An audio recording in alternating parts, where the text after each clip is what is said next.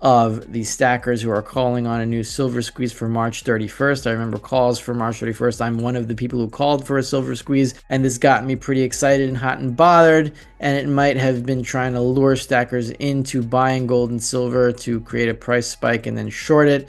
But that clearly hasn't worked because gold is still at 3150 or 3160. And if this was a trick to try to get the gold and silver stackers to buy and then short them, it didn't work. So we'll see what's going on here. One day the COMEX is going to default, and that will be the end of the monetary system. It's not going to be today, it's not going to be tomorrow, but it's going to be soon. In today's news recap, silver price jumps to near $34 as Trump's tariff plan improves safe haven demand. Silver price advances to near $34 during European trading hours on Wednesday. The white metal moves higher as investors rush to safe haven assets amid caution ahead of the announcement of reciprocal tariffs by United States President Donald Trump. U.S. President Trump is poised to announce hefty tariffs on his trading partners in an attempt to fix what he calls unfair trade participants to make America wealthy again. According to the Washington Post, the White House aides have drafted a proposal to impose tariffs of around 20% on most imports to the U.S. Theoretically, the appeal of the U.S. dollar should have increased in an uncertain economic environment, but it is struggling to attract bids as Trump's tariffs will also weigh on the U.S. economic outlook. Additionally, Trump's tariffs will also boost inflationary pressures in the near term. Such a scenario would allow the Federal Reserve to keep interest rates in the current range of 4.25% to 4.50% for longer. Historically, Fed's restrictive monetary policy stance bodes poorly for non-yielding assets, such as silver. In today's session, investors will also focus on the ADP employment change data for March. The agency is expected to show that private employers added 105,000 fresh workers, higher than 77,000 addition recorded in February. Now we'll show you the best clips of the latest interview. Don't forget to like, subscribe, and turn on notifications so you do not miss out our daily recaps. And check goldsilverstacks.com to get your Stacker's Handbook, the ultimate guide to stack gold and silver, packed with strategies to trade the gold-silver ratio and get more ounces and build wealth over time so you don't have to rely on market commentators to make your investment decisions. Enjoy the episode. Inflation rate bottoming at the 1973 low. We have been going up for the past 3-4 months, however many bars exactly this is. We'll have to zoom in. You can find this at Trading Economics, but you'll have to get a membership now that the site is a paid site. I got a membership so I can get these long form graphs. Well, you know, that's how it is. Inflation, that means that things that were once free are going to cost money now. This is just a reflection. It's like meta inflation. The fact that inflation charts cost more money than they did before. That's like really zen and meta. Is it zen? I don't know. But anyway, they've bottomed the PCE, core PCE price inflation. That is the Fed's bullshit preferred measure of inflation. But anyway, you can see here that we have bottomed at around, what is it, like 2.8 something. That's where we were in 1973, just before this spike in inflation over here. And you could say that this was caused by the oil embargo of 1973-74, thanks to Saudi Arabia and the Yom Kippur War. Well, that didn't really abate until 1981, when 20% interest rates finally caused price inflation to steadily decline into, it looks like, 2020, when a huge sloth of, can you have a huge sloth? When a huge sloth, let's just say, of money printing caused this spike over here. We're going to get to the next chart. This is even scarier or more exciting, depending on what your view is.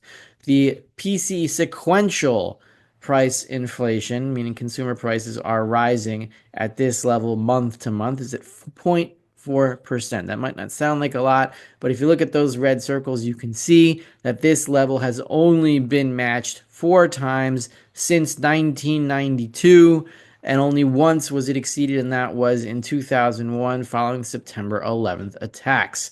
So we are definitely spiking higher in price inflation, and the Fed's preferred measure prices are rising and the Fed is still going on with QT and shrinking the money supply. Imagine what happens at the next printing round. It's going to explode. And now, if we look at 1 year inflation expectations from the University of Michigan, they match the 2008 Great Financial Crisis peak in 1 year inflation expectations. They have hit 5%, only exceeded during the COVID printing peak, and that was in 2021, 2022. It has not hit since whenever this was. I think it was 1983, 84. I don't know why I don't have the years. I must have cut that off from the graph. I'm sorry about that. But I think this is 79, 80, 81, something like that.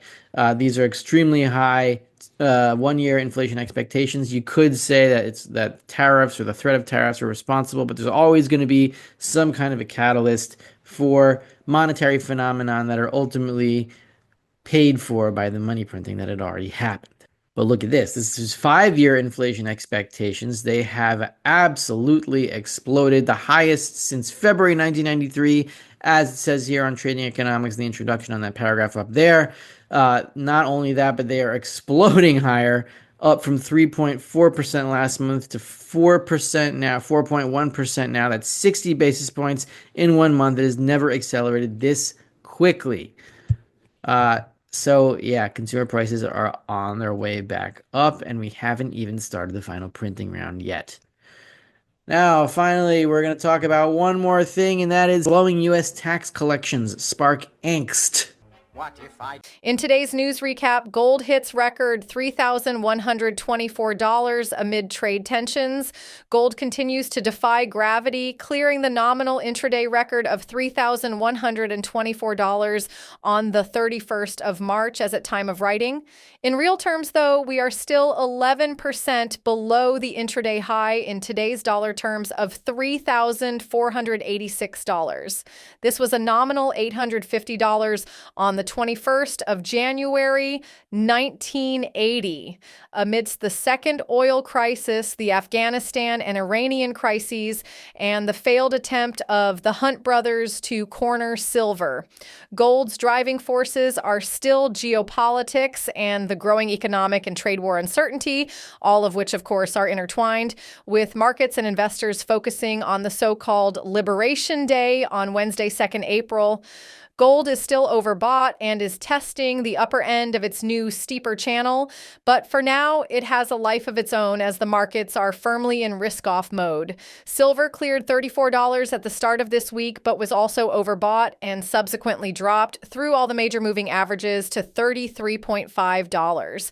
The gold-silver ratio continues to widen as the economic problems that are helping to boost gold are working against silver. It all hinges around tariff day. What is aid? The underlying intention, and how viable would be the implementation of any proposals.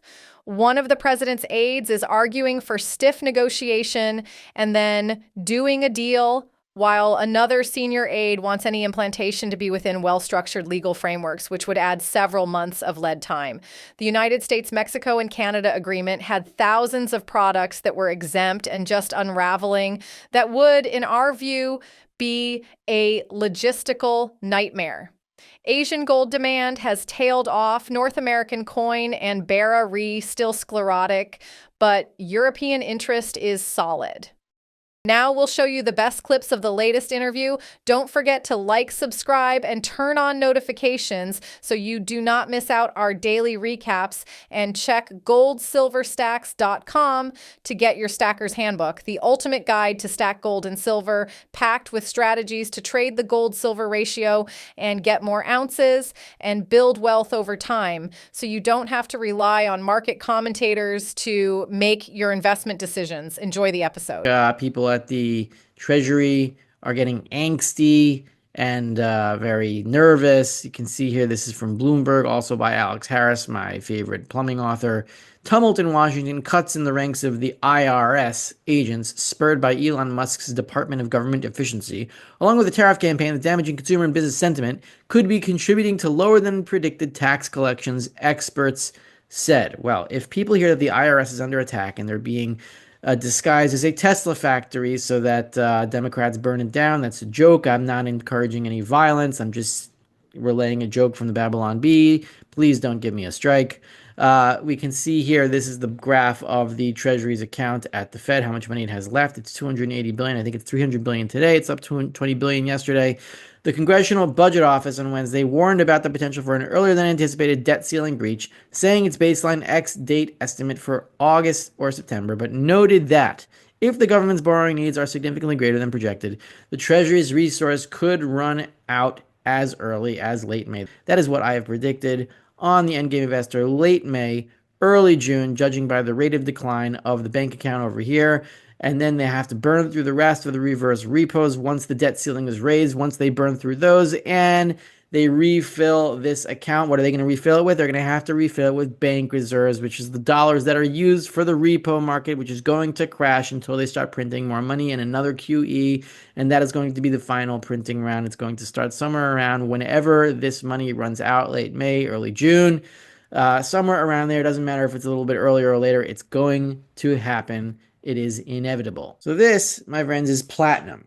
These numbers show platinum is going to delivery today. It started delivery, I think, on Friday. Now on Friday, the recorded numbers were an increase in open interest. That's the amount of contracts that are open of 5,697. You can see that right here where my cursor is going back and forth.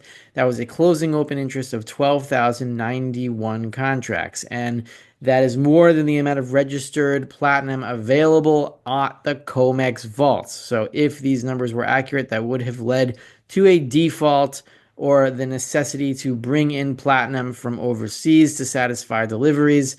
But we see here, this is Friday, March 28th, but when we go to Monday, March 31st, all of a sudden, a decrease in 9,421. Something happened here. Open interest went wildly up on the last day of a contract, which almost never happens. It never happens, really, which is why these numbers were so suspicious. And now down 9,000. So we're having still a high number of deliveries, but a normal amount that won't cause a default. But if we move to, we can see that something similar and strange happened here. We see here the active April contract. The March contract on March 31st had already closed out. You see here a change of 521 in open interest. That closed 0 open interest and 521 deliveries. That means the contract is closed. And we go to the next one, April 2025, which is going to delivery that day. And the amount of open interest increased by 45,420 contracts to a closing open interest of 106,662. That is unprecedented. You never have a gold contract going to delivery, increasing in open interest by that factor. I think it almost doubled, basically. And look at this. The next day, we see this. If we move to the 31st, we can see that all of that closed out. And a fall of 87,848 contracts with 34,000 deliveries. This is all very suspicious behavior, suspicious activity. And if we go to silver, we could see the same thing here. This contract, March, closing out, 202 down, 202 deliveries at a closing open interest of 0. That closes the March contract. This is for March 31st. And an increase of 1,331 contracts for the active, not the active, but the spot contract turning into spot April 2025. And then we see here, if we move to the 31st, a fall of 2,319. So you had spikes in all open interest for spot contracts turning into April in all the precious metals except for palladium, and then a fall. So something. What do you think about Rafi Farber's prediction? Is the end of the current monetary system really on the horizon? Will we see a historic short squeeze that sends gold and silver prices soaring into uncharted territory?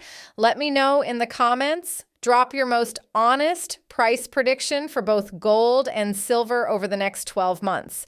And if you're serious about stacking or just want to understand what's coming, check out this next video right here. It's the perfect follow-up. I'll see you on the other side.